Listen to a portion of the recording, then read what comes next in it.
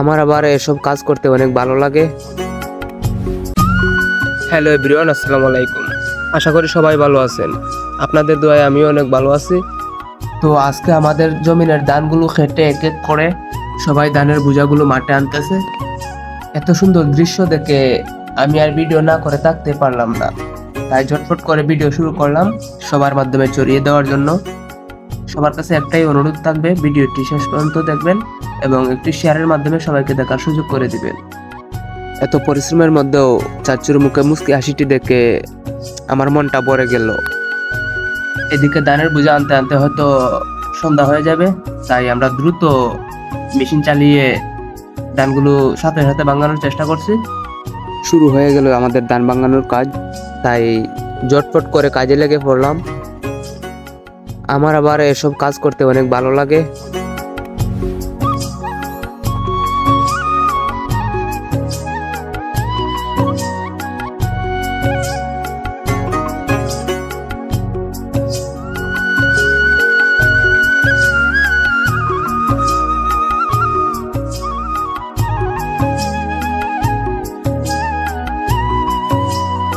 একটু সময় কাজ করে আমি হাঁপিয়ে গেছি, তাই একটু ঘোরাঘুরি করলাম।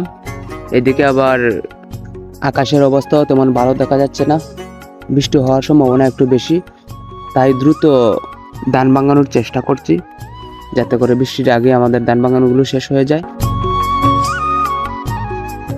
আসলে চারদিকে প্রাকৃতিক দৃশ্য দেখে আমি অনেকটাই আনন্দিত, তাই চারদিকটা সবাইকে দেখানোর চেষ্টা করছি।